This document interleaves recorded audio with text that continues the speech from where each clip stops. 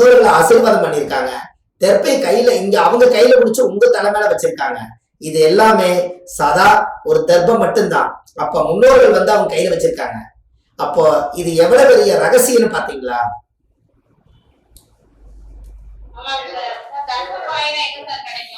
அது அப்புறம் சொல்றேன்மா, அப்புறம் எடுத்துக்கலாம்.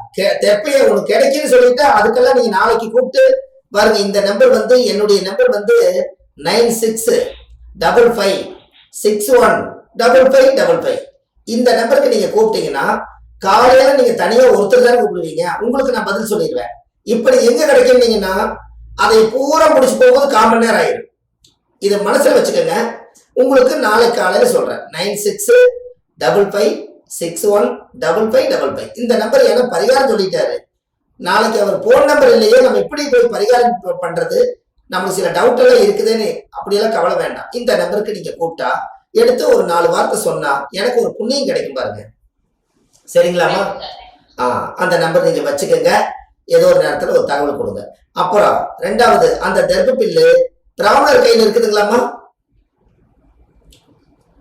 அம்மா, பிராமணர் கையில தர்ப்ப பில்லு இருக்கா? ராமேஸ்வரத்துக்கு திதி கொடுக்க போனாங்கன்னா ஒரு சொம்பும் ஒரு தர்ப்ப பில்லோட அவர் உட்கார்ந்துருப்பாரு. கரெக்டுங்களா? அப்ப தர்ப்பை எல்லாருமே வச்சிருக்காங்க. அப்ப அவங்க எல்லாம் வந்து சமஸ்கிருதம், வேதம், பாடசாலை, ரிக்குவேதம், அதர்வேதம் எல்லாத்துக்கும் தர்ப்பை வச்சுதான் முதல் பூஜை பண்ணியிருக்காங்க. இன்னொரு விஷயம் சொல்றேன். நீங்க வீடு கட்டி புண்ணியர்ஜனம் பண்ணும் போது பிராமணர் முதல் வந்தோடனே உங்களுக்கு ஒண்ணு செய்வாரு, ஞாபகம் இருக்கா? தர்ப்ப பில்லுல தெற்ப பில்லுல இருங்கம்மா. தெற்ப பில்லுல மோதிரம் பவித்திரம் போடுவார். அது பேர் பவித்திரம். முதல் 2 பேர்த்துக்கு கணவன் மனைவி உட்கார வச்சு மாலை போட்டு பவித்திரம் முதல் தெற்ப பில்ல போடுவார். எவ்வளவு பெரிய தீய சக்தி இருந்தாலும் நான் பூஜை பண்றேன், இந்த வீட்டுக்குள்ள வேற தீய சக்தி வரக்கூடாதுன்னு, முதல்ல செய்யறவங்களுக்கு தொந்தரவு வரக்கூடாதுன்னு 2 பவித்திரம் செஞ்சு முதல் தெற்ப வந்து கையில போட்டுத்தான். அதுக்கப்புறம் நீராஞ்சனம், விநாயகருக்கு வந்து நீராஞ்சனம் சமர்ப்பையாமே, திருநூறு சமர்ப்பையாமே, குங்குமம் சமர்ப்பையாமேன்னு அந்த தர்பைய அந்த மோதிரவர்ல போட்டுதான் செய்வாங்க. கரெக்டா?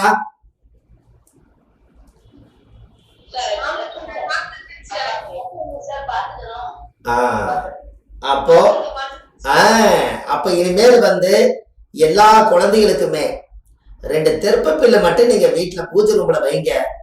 அந்த வீட்டுல இருக்கிறவங்க மனநிலை பாதிக்கப்பட்டவங்களுக்கு கூட ஞானம் பிறக்கும். எப்படி?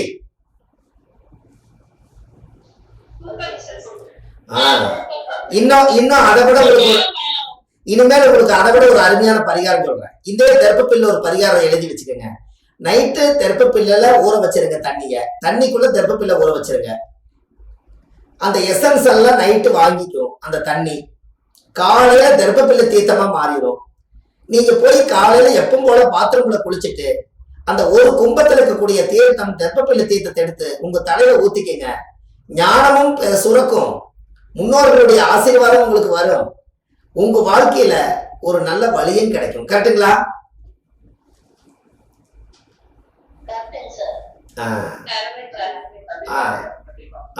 இனிமேல தெற்பையை நீங்க விட மாட்டீங்கன்னு நினைக்கிறேன்.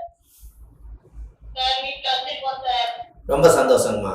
அது இருக்கிறவங்க யாரும் பேச முடியாது. அடுத்த பரிகாரத்துக்கு போலாங்களா? சார், உங்க வீட்டுல தீய சக்தி அதிகமா இருந்தா, உங்களோட வீட்டுல அதிகமான தீய சக்தி இருந்து எங்க வீட்டுல எந்த ஒரு வெளிச்சமும் கிடைக்கல, எங்க வீட்டுல எந்த ஒரு சுபகாரியம் நடக்க மாட்டேங்குது, நானும் கோயிலா போய் எல்லாம் சாமியெல்லாம் கும்பிட்டு பார்த்துட்டேன், என்னன்னே தெரியல, என்ன பாவம் முன்னோர்கள் பண்ணான்னு தெரியல, என் பிள்ளைகளுக்கெல்லாம் ஒரு நல்ல காரியம் நடக்க மாட்டேங்குது, வெளியில என்னால வந்து பதில் சொல்ல முடியல, இப்படி எல்லாம் ஒவ்வொரு தாய் தந்தைகளுக்கும் ஒரு பெரிய ஒரு மனசு அவங்களுக்குள்ள உள்ள உறுத்தலாவே இருக்கும். அதுக்கு ஒரு பரிகாரம் சொல்றேன், நீங்க எழுதிக்கிறீங்களா? இங்க பாருங்க. நீங்க வீட்டுல ஒரு பச்சரிசி மாவுல ஒரு ராசி கட்டம், உங்க பூஜை ரூம் பக்கத்துல ராசி கட்டம் ஃபர்ஸ்ட் போடுங்க. பச்சரிசி மாவுல அந்த பச்சரிசி மாவுல ராசி கட்டம் போட்டு அதுல அந்த ராசி கட்டத்து மேல 12 ராசி கட்டத்திலையும் கொஞ்சம் மஞ்சள் பொடி எடுத்து வச்சு ரவுண்டா தேய்ங்க. அப்படியே 12 ராசி கட்டத்திலையும் ஒரு புது மண் விளக்கு 12 விளக்கு வாங்குங்க. அதுக்கு பொட்டு சந்தனம் எல்லாம் வச்சு அந்த 12 ராசி கட்டத்திலையும் விளக்கு வைங்க. அதுக்கப்புறம் அதுக்கு நெய் ஊற்றுங்க. நெய் ஊற்றிட்டு அதில் நீங்கள் என்ன பண்ணுறீங்கன்னா சீரகத்தை நீங்கள் அதுக்குள்ளே போடுங்க. அதுக்கு பேரே சீரக விளக்கு. இருக்கக்கூடியது எல்லாமே சீராயிருமா, வீட்டில் இருக்கக்கூடிய அத்தனை தீய சக்தியும் சீராயிருமா. அதனால அகம்னா வீடு, சீராயிரும்னா அப்ப சீரகம், அப்போ இந்த வீட்டில் இருக்கக்கூடிய தீய சக்தி எல்லாம் போயிருமா. சீரக விளக்கு தீபம் போட்டு 12 முறை வீட்டுல சுத்தி சாமி கும்பிடுங்க.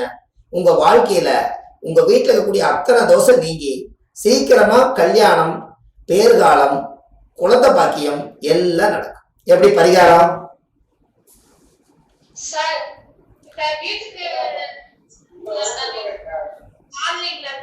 ஆமா, உங்க பூஜை ரூம் எங்க இருந்தாலும் சரி வீட்டுக்குள்ள வச்சு செய்யணும். அம்மா இதுக்கு நாளும் கிழமையும் கிடையாதுங்கம்மா. நீங்க எல்லாம் பெண்களா இருக்கிறவங்க வீடு வாசல் சுத்தமா இருந்து நீங்க சுத்தமா இருந்தா ஆரம்பிக்க வேண்டியதான். அதாவது மாசத்துல பௌர்ணமி, அமாவாசை, செவ்வாய்க்கிழமை, வெள்ளிக்கிழமை இந்த நாளுகள் எல்லாம் நல்ல நாள். இதுல சீரக விளக்கு நீங்க போட ஆரம்பிச்சிட்டீங்கன்னா உங்க வீட்டுல அன்னையிலிருந்து எல்லாமே சீராடிட்டு போனவங்களும் கூட அகம் தேடி வந்துருவாங்களாம். அது சீரகம். எப்படி?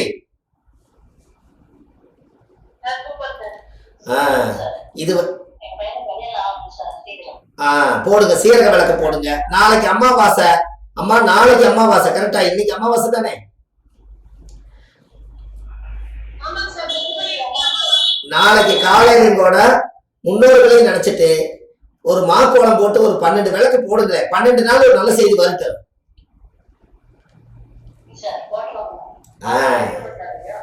எனக்கு ஐயா நெய் விளக்கு ஏன் போடுறோம்னா, நெய்யை ஏன் போட சொல்றேன்னா சுபம் அப்படின்னு என்னங்க, வீட்டுல சுபம் நிகழ்ச்சி நடக்கணும்னா நெய் வந்து குரு தானே, அதனால நெய்த்தையும் போடுங்க. இங்க நல்லெண்ணெய் கொண்டு வரக்கூடாது. கரெக்டுங்களா? இப்ப போடுறது நீங்க சுப நிகழ்ச்சிக்கு அப்படி போடணும். சீரகம், அது வந்து சீரகம். இப்ப இதுவரைக்கும் சீரக விளக்கு இதுவரை கேள்விப்பட்டிருக்க மாட்டேங்க. கரெக்டுங்களாமா? இப்ப உங்களுக்கு இல்ல 12 நாள் போடுறவங்க வீடு வாசல் சுத்தமா இருந்து உடம்பு சுத்தமா இருந்தா நீங்க போடுங்கம்மா. ஆனா 3 முறையாவது போட்டுருங்க, அதுக்கே நம்மளுக்கு ரிசல்ட் கிடைக்கும்னு சொல்றேன். அப்ப சீரக பரிகாரம் இது ஒரு சிறுதானியம். அந்த காலத்துல முன்னோர்கள் அம்மா அந்த சீரகம்ங்கிறது எதுக்கு கொண்டு வந்தாங்கன்னா, மாசமாய் இருப்பாங்களாம். மாசமாய் இருந்து குழந்தை பிரசவம் பார்க்கும்போது சீரக தண்ணியை கொடுப்பாங்களாம்.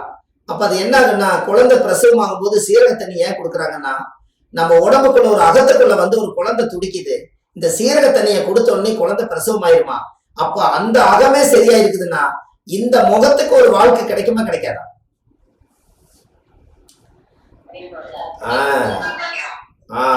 ஆறுங்க, சூப்பரா போடுங்க, ஜம்முன்னு இருக்கு உங்க வாழ்க்கையில. ரைட்டுங்களா?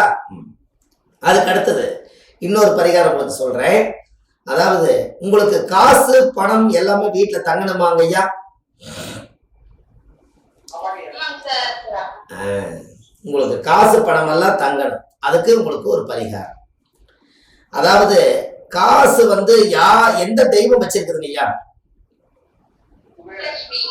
லட்சுமி வச்சிருக்கு. மகாலட்சுமி. சூப்பர். மகாலட்சுமி வச்சிருக்குது. இந்த மகாலட்சுமியுடைய எது மேல உட்கார்ந்து இருக்குதுங்க மகாலட்சுமி? தாமரையில உட்கார்ந்து இருக்குது. அப்ப நீங்க என்ன பண்றீங்கன்னா, தாமரை பூவு மகாலட்சுமியுடைய தாமரை மார்க்கெட்ல, பூ மார்க்கெட்ல போய் ஒரு 5 தாமரையோ ஒரு 7 தாமரையோ வாங்கிட்டு வாங்க. வாங்கிட்டு வந்து ஒரு பச்சை தண்ணியில நைட்டு ஊற வச்சிருங்க. காலையில அந்த தண்ணீரை எல்லாம் தாமரையுடைய வாசம், அந்த தாமரையுடைய எசன்ஸ் எல்லாம் அதுல இறங்கிடும்.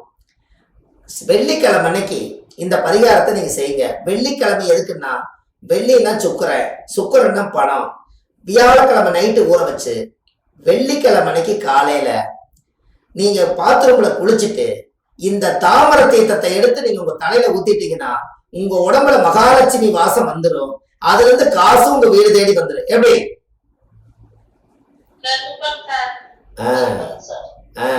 இதெல்லாம் 10 ரூபாய் 20 ரூபாய் பரிகாரம் தான். ஆனா எப்படி வேலை செய்யணும் பாத்தீங்களா? அம்மா அம்மா இதெல்லாம் பக்கத்திலே கை கத்தின இடத்துல இருக்குது. மகாலட்சுமி வாசம் நம்மளுடைய உடம்புல ஒரு துர்வாசம் அடிச்சாலும் கூட தாமரை தீர்த்தமும் கொஞ்சம் பன்னீர் அதுல ஊத்தி காலையில நீங்க குளிச்சீங்கன்னா உங்க உடம்பே நறுமணம் ஆயிரும். உங்க மகாலட்சுமி வாசம் அடிக்கும். நம்மளுக்கு காசு மனம் போல வரும். இதை நீங்க செய்ய செய்ய வீட்டுல காசு எப்போதும் தங்கும். இதை நீங்க செய்யுங்க. உங்க வாழ்க்கையில பணத்துக்கு குறையே வராது. சம்பாரிச்ச உழைச்ச காசு வீட்டுல தங்கும். எப்படி?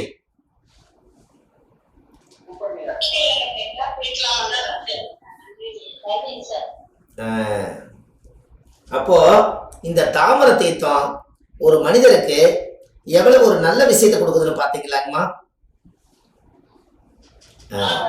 ரைட்.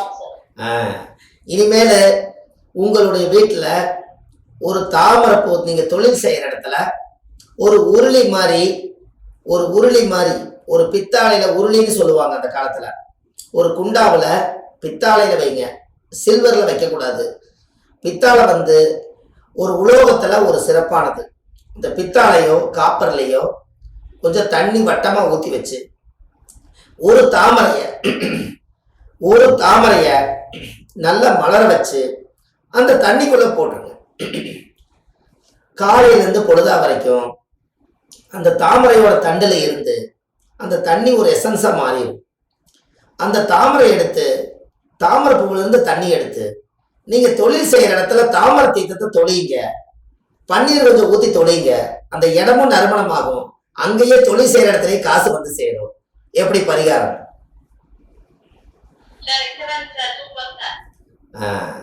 இனிமேல் நீங்க தாமரையை கெட்டியா பிடிச்சுக்கங்க. ஏன்னா அந்த காலத்துல குளம் இருக்கும். எல்லாரும் குளத்துல போய் தாமரை குளம் ஒரு ஓரத்துல தாமரைகள்லாம் மலர்ந்துருக்கும். இவங்க எல்லாம் போய் பல்லு விளக்கிட்டே போவாங்க. வேப்பங்குச்சியில பல்லு விளக்குவாங்க. அப்படியே விளக்கிட்டு போய் அப்படியே குளத்துல போய் துண்டாவுத்து நீட்டா ஜம்முன்னு குளிச்சுட்டு அதே துண்டுல தோட்டிட்டு அப்படியே ஆனஸ்டா தொழில் செஞ்சாங்க. அவங்களுக்கு அவ்வளோ ஒரு சந்தோஷம், அவ்வளோ ஒரு பவர் அவங்களுக்கு கிடைச்சது. ஏன்? அப்போ அவங்களோட தாமரை தீர்த்தத்துல தினம் தினம் குளிச்சதுனால அன்னைக்கு காசு பணத்துக்கு குறையில்லை, அன்னத்துக்கு குறையில்லை, உழைப்புக்கு குறையில்லை, ஆரோக்கியமா வாழ்ந்தாங்க. எப்படிங்கம்மா? கரெக்டா?